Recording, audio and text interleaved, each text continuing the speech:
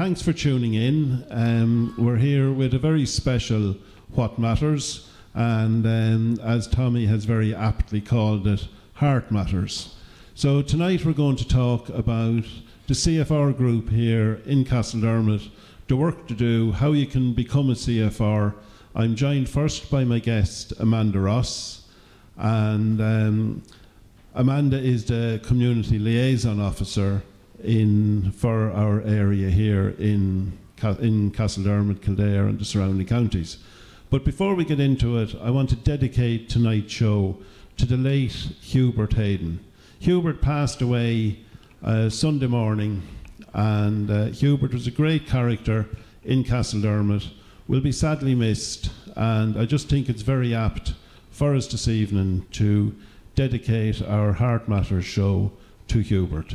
So rest in peace, Hubert, and we're all thinking about you. So Amanda, you're very welcome to Radio Castledermot. Thanks, John. And first of all, maybe you might tell listeners a bit about who Amanda Ross is and what you do. Okay, so Amanda Ross, I'm the Community Engagement Officer with the National Ambulance Service. And basically what I do is I work with community first responders in the community. So I cover an area, I cover Dublin Midlands, which is Dublin South and West, West Wicklow, all of Kildare, all of Laois, all of Offaly, Longford and Westmeath. So I have a big area to cover, but we have amazing community first responder groups in those areas, always looking to expand the groups. So I am working in some areas to try and get some more CFR groups set up and running. But my role predominantly is linking in with the community first responder group, kind of running the information night initially, and helping the CFR group as much as we can to get set up in the community. And we run instructor courses and everything like that to support the community first responders so they can be very self-sufficient in doing the training in the community. Okay, and Amanda, can you tell our listeners, for those who don't know, what work do the community first responders do and how are they activated? So the community first responders really are vital in the community that they live in. They're a group of volunteers that are trained up to attend life-threatening cardiac emergencies. They are dispatched by the National Ambulance Service. We train instructors up to be able to train the community first responders up to Irish Heart Foundation level and FEC level, which is pre-hospital emergency care level for CFR in the community. So basically when the CFR group are set up, they're all fully trained, they run through scenarios, they link in with the ambulance service and we run through scenarios with them. They do several months of training, they don't just go out after one course and attend patients. And once we've all got all the documents signed off, they have to be Garda vetted, they have to do the children's first, there's online courses that they have to do. So there is a bit of work in getting a CFR group set up and there's a bit of dedication from the members in the community to do this. But then we set a go live date, and once the group have gone live, it means that now they're on the system to get the text alerts. So basically once somebody rings 999 or 112 to look for an ambulance for particular codes, so it's basically if someone is having heart problems, cardiac arrest, chest pain or having a stroke, this will trigger an alert for a CFR group at the exact same time that it triggers the call for the ambulance service and any off-duty responder that may be in the area. The off-duty responders are National Ambulance Service staff that respond in the evenings and weekends when they're off-duty. So everybody gets the alert at the same time and the community first responders respond in their own time, in their own vehicles. They will let us know that they are attending and they go to the patient, and that's normally within the first few minutes of receiving the text alert, which is absolutely amazing. Yeah, so the first responders would normally be the first people at scene then? Yeah, 9 times out of 10 they will be first on scene. At the end of the day, we have ambulance stations around the country, over 102 ambulance stations. We can't be on every corner in every community, but community first responders are there in their community, living and working in their community, and they get to the call very, very quickly, and especially in rural areas, because we won't have an ambulance, we could have an ambulance passing by that happens to get dispatched into that call. But 9 times out of 10, it could be the first responder that's first on scene. And as I say, these are all volunteers, they're all Garda vetted, and they respond to the calls. So they are vital, and they bring the AED with them. and they're fully trained. If it's a cardiac arrest, they will continue the high quality CPR, they will put the pads on the patient, and they deliver shocks if that's what's needed. Yeah, and later on we are going to talk to a couple of family members who have been affected and have had the services of the CFRs here in Castledermot, so we can hear their stories. But when a CFR arrives, it also gives, you know, a bit of solace to the patients, to the family, especially, you know, if it's somebody who just has not just chest pain, but somebody who has chest pain. Just even seeing somebody coming in the high-vis jacket, you know, it gives them, you know, a bit of reassurance as well. Absolutely. I mean, CFRs are going to somebody in sometimes the worst time of their life. When their loved one is in cardiac arrest, they're not breathing, they're not responsive, or it could be a family member is having severe chest pain and people are panicking. And community first responders come in the door. They're calm, they're cool, they're collected, they're feeding the information back to ambulance control to give them an update. They could administer aspirin, you know, which is vital if someone is having chest pain, and they're taking over the situation. As I always say, community first responders are a different breed of volunteer, because I think they're very special in what they do. They go out and they don't always get a positive outcome. You know, there's not so many people survive a cardiac arrest, and community first responders go out time and time again to these calls. And although they don't always get a positive outcome at the call, they make a hugely positive impact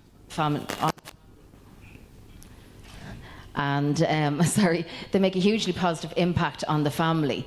And that's what really matters to the family, is that someone was there to help them at that moment in time. They weren't on their own. There was members of the community there to support them and help them through that really, really hard and sad time. Yeah, and it does, like, it, you know, it is great, and the feedback that the responders here in Castledermot get, you know, is absolutely immense. Yeah. And Amanda, how can somebody become a CFR? I know that there is a website out there as well that gives people a lot of information. So there is a website there that we launched just over a year ago. So it's www.becomeacfr.ie, and that's all one word. So it's becomeacfr.ie. We have all the information that's needed there on that website on how to become a CFR. There's everything that's needed in relation to the online courses and everything that needs to be done. And there's also a map there of all the CFR groups that are established around the country. We have coming up on nearly 300 groups live with us at the moment. And that's coming up on nearly 4,000 volunteers that we are working with. We have a team of 6 community engagement officers, and we cover the whole of Ireland doing this. But all the information is on becomeacfr.ie, and I would urge anybody that is listening at the moment, if there's a CFR group in your area, contact them about joining. You need to be over the age of 18, you need to have a full driving licence and be able to make it to a call.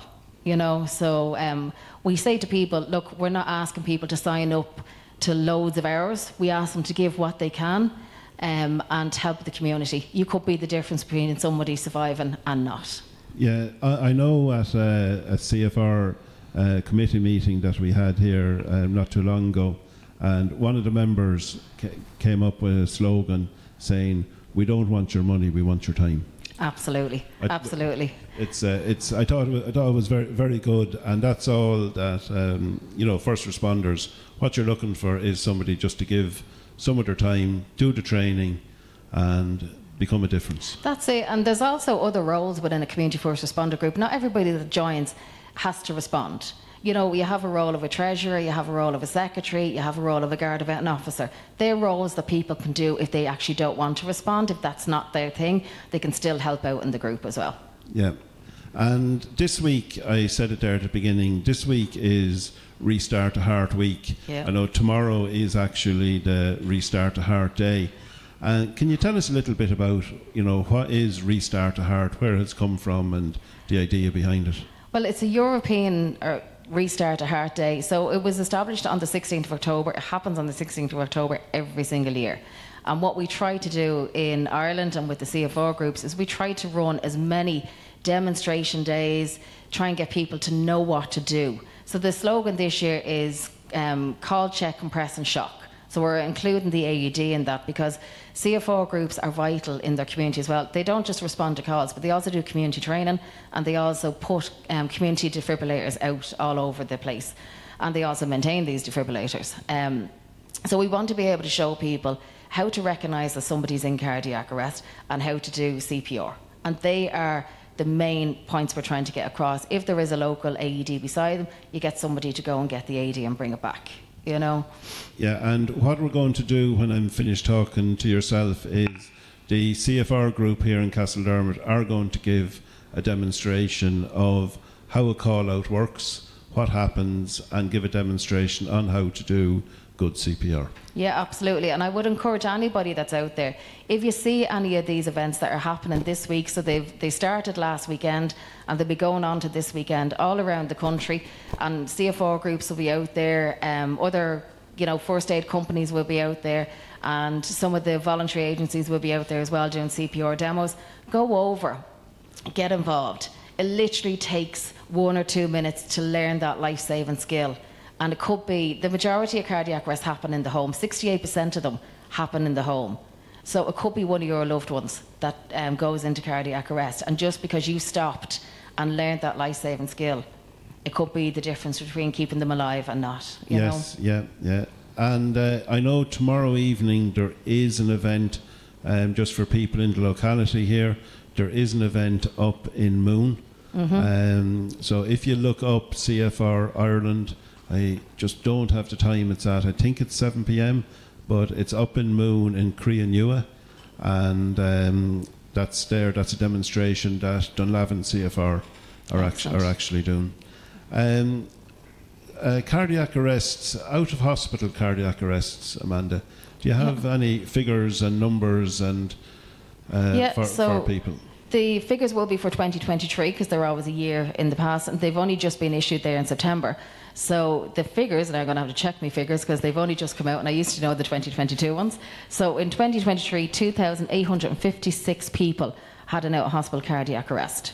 Out of that, 240 people survived. That's 8.4%, which is up just over 1% on what they were in 2022. So it is, people might think it's only 8.4%, but it is increasing all the time. And that's 240 families that a loved one has come home to, so that is really, really good.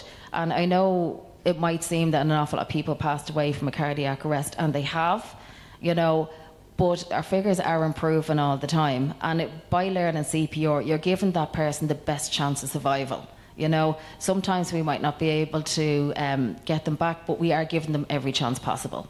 Yeah, it's amazing, really. It is, like you say, it is a low enough percentage, but looking back, a number of years ago, before all the CFR groups and everything out there, that number was a lot lower. Oh yeah, it would be an awful lot lower. And just to say, cardiac arrest, people always assume it's somebody older that will have a cardiac arrest. There is no age profile, there's no gender profile, there's no race profile, and an awful lot of people, won't even know it's going to happen. It just happens there and then. Some people don't feel any chest pain or anything like that. Some people might say they've had indigestion beforehand.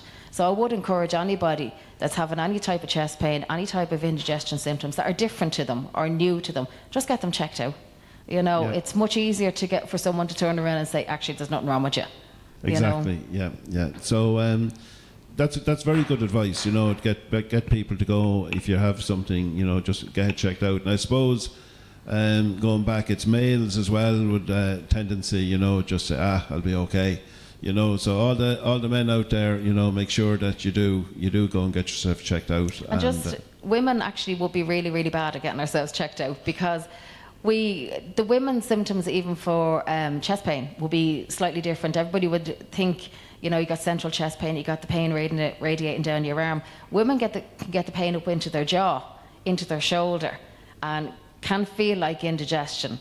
And we're all guilty of brushing it off, Yes, yeah. And we just need to start taking care of ourselves. We need to start putting ourselves first if we're getting any chest pain or anything like that, and get it checked out. If you have serious chest pain, if you need to ring an ambulance, ring an ambulance, because we would much rather go out and find that you don't have a cardiac condition than find that actually you may have left it too far, you know? Yes, exactly, yeah. So, yeah. And it can happen as well, you know, on a call out, and that people you go out to a call out that is chest pain, which can then turn into a cardiac arrest. So absolutely. That's why it's important, like you say, if you are feeling unwell, you know, ring that ambulance. You know, absolutely. Don't feel that, oh, it's 3 o'clock in the morning, I'll wait till it's a bit later, I'll wait till 7. 7 could be too late. We work 24 hours a day. Don't be worrying about what time it is. The ambulance service works all around the clock, 365 days a year, 24/7. We don't take a day off. That's it. And the CFR group tries to cover that as well. Absolutely. And the thing is, if you have chest pain and a community first responder come out to you when you have chest pain, if it develops into cardiac arrest, they're there on scene with the AED. You have the best chance there with them on scene. Yeah. Okay, Amanda. Listen, thanks a million, Amanda. And thank you very much for everything you do. Thanks, Amanda.